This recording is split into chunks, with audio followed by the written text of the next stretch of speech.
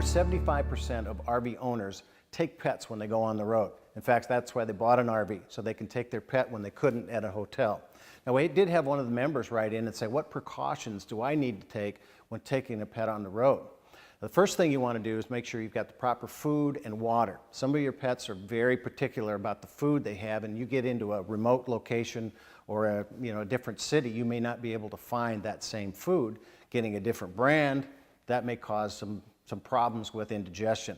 They may not like the well water that would be in campgrounds. Do I have to take a specific bottled water or that? So you got to be prepared for that. Now, one of the things you see a lot of your fuel stops and rest stops are putting in pet runs. Ask how sanitary those pet runs are. If they're not kept up, if they could have parvo, if they don't clean them up, they don't sanitize them, I don't take my pet when I go on the road into those areas.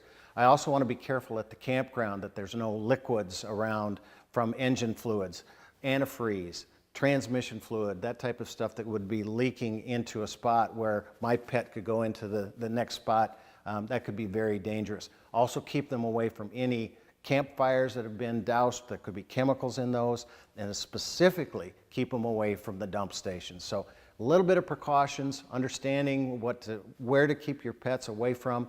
You'll have a much more enjoyable time with your pet out on the road.